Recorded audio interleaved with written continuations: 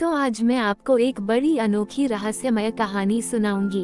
अगर आप चैनल पर नए हैं तो अभी सब्सक्राइब कर ले। यह मेरा दूसरा नया चैनल है ताकि और भी रहस्यमय कहानी सबसे पहले आप तक पहुंचे तथा कहानी पूरा देखे, क्योंकि अंत में एक अनोखा रहस्य छुपा है। धन्यवाद। तो सुनिए।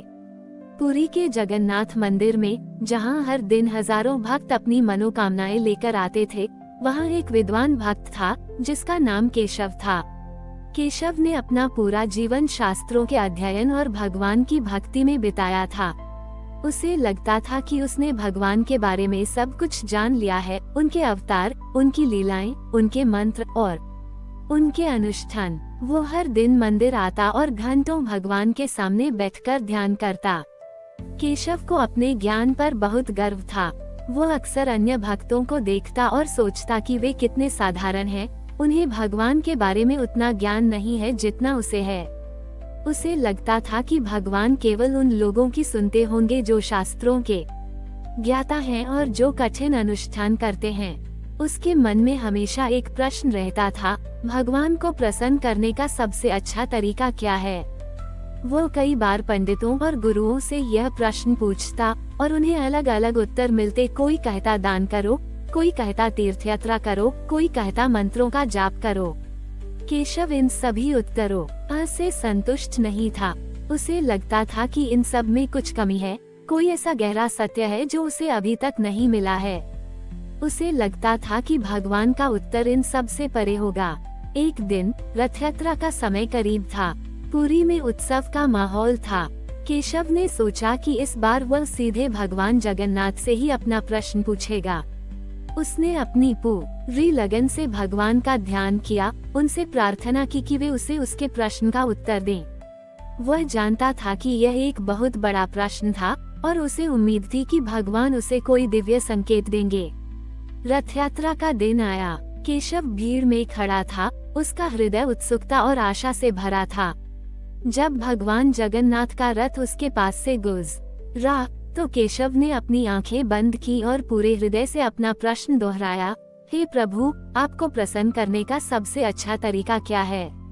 उसने इंतजार किया। उसे उम्मीद थी कि उसे कोई दिव्य आवाज सुनाई देगी या कोई प्रकाश दिखाई देगा, लेकिन कुछ भी नहीं हुआ। रथ आगे बढ़ गया और केशव निराश हो गया।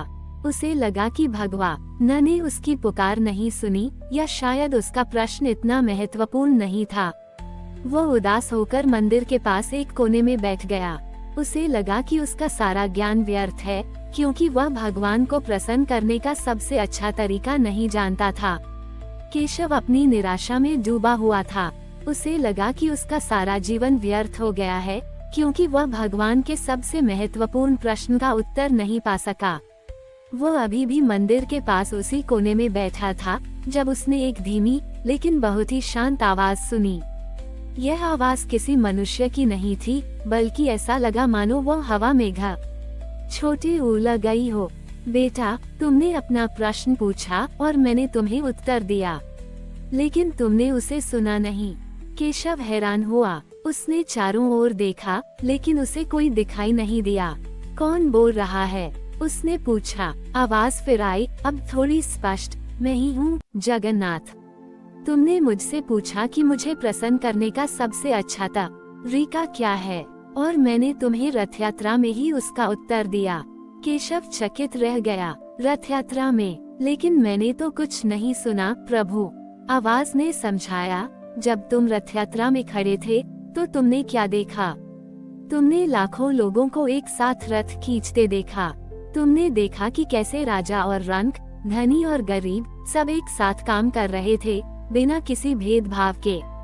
तुमने देखा कि कैसे वे एक दूसरे की मदद कर रहे थे, एक दूसरे को सहारा दे रहे थे। वही है बेटा, आवाज ने कहा, मुझे प्रसन्न करने का सबसे अच्छा तरीका ये केवल मंत्रों का जाप करना या अनुष्ठान करना नहीं है। ये दूसरों की सेवा करना है, प्रेम करना है, निस्वार्थ भाव से काम करना है और सभी को समान समझना है। जब तुम एक भूखे को भोजन कराते हो तो तुम मुझे भोजन कराते हो। जब तुम एक प्यासे को पानी पिलाते हो तो तुम मुझे पानी पिलाते हो। जब तुम एक निराश व्यक्ति को सहारा देते हो तो तुम मुझे सहारा देते हो। आवाज ने आगे कहा, मेरा रथ केवल लकड़ी का नहीं है बेटा, यह मानवता का रथ है। जब तुम इस रथ को खींचते हो तो तुम केवल लकड़ी को नहीं खींचते, तुम प्रेम, सेवा और एकता को खींचते हो।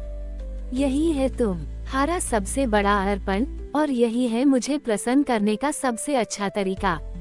केशव की आंखों में आंसू आ गए। उसे लगा जैसे उसके भीतर एक नया प्रकाश जग गया हो।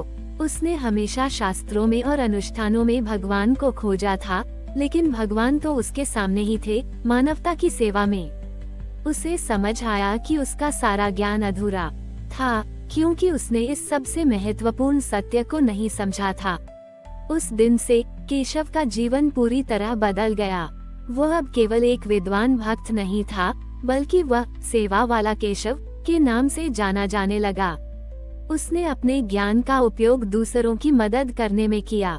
वह मंदिर के बाहर बैठता और लोगों को भगवान के इस संदेश के बारे में बताता कि सच्ची भक्ति दूसरों की सेवा में है। केशव ने अपना शेष जीवन भगवान जगन्नाथ के संदेश को फैलाने में लगा दिया।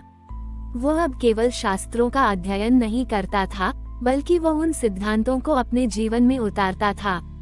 उसने देखा कि कैसे दूसरों की सेवा करने में ही उसे सबसे बड़ा आनंद और शांति मिलती थी। वो हर दिन मंदिर जाता, लेकिन अब उसका ध्यान केवल भगवान के विग्रह पर नहीं होता था, बल्कि वह मंदिर के बाहर बैठे गरीब लोगों और जरूरतमंदों पर भी ध्यान देता था। उसने अपने ज्ञान का उपयोग लोगों को शिक्षित करने में किया। वो उन्हें बताता था कि कैसे भगवान हर कण में मौजूद हैं और कैसे सच्ची भक्ति किसी बाहरी दिखावे में नहीं, बल्कि निस्वार्थ सेवा और प्रेम में होती है। उसकी शिक्षाओं ने कई लोगों के जीवन में बदलाव लाया। जो लोग पहले केवल अपने लिए जीते थे, वे अब दूसरों की मदद करने लगे। पुरी में एक नई भावना का संचार हुआ, करुणा, एकता और सामुदायिक सेवा की भावना। सालों बीतते गए, केशव बूढ़ा हो गया। उसके शरीर में कमजोरी आ गई थी, लेकिन उसकी आत्मा उतनी ही शांत और आनंदित थी। वह अब भी हर सुबह मंदिर आता, भगवान का नाम लेता और अपने आसपास के लोगों को देखता।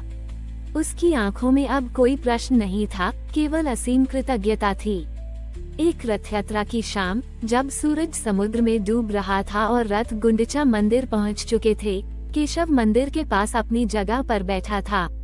उसने अपनी आंखें बंद की और उसे लगा कि वो केवल भक्तों की आवाजें नहीं सुन रहा, बल्कि वह भगवान जगन्नाथ का दिव्य संगीत सुन रहा है। उसे लगा कि भगवान स्वयं उसके पास आकर खड़े हो गए हैं और उसे अपने आलिंगन में ले रहे हैं। अगली सुबह जब सूरज निकला तो लोगों ने देखा कि केशव अपनी जगह पर शांत लेटा हुआ था। उसके चेहरे पर एक दिव्य मुस्कान थी। पुरी के लोगों ने शोक मनाया, लेकिन उनके दिलों में केशव के प्रति गहरा सम्मान था। उन्हें पता था कि केशव ने उन्हें न केवल शास्त्रों का ज्ञान दिया था, बल्कि जीवन का सच्चा अर्थ भी सिखाया था। आज भी जब पुरी में कोई भक्त भगवान जगन्नाथ के दर्शन करने आता है, तो उसे केशव की कहानी सुनाई जाती है।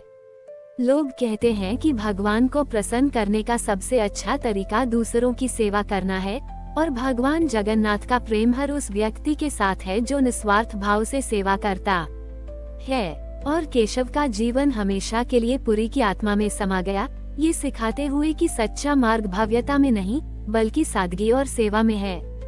हमारी और भी आध्यात्मिक एवं अनोखी कहानियाँ देखने के लिए हमारे चैनल पर जाएं तथा धार्मिक एवं पौराणिक अनोखी कहानियाँ हमारे चैनल पर है, कृपया जाके देखें तथा हमारे चैनल को सब्सक्राइब करके रखें और वीडियो लाइक जरूर करें। धन्यवाद।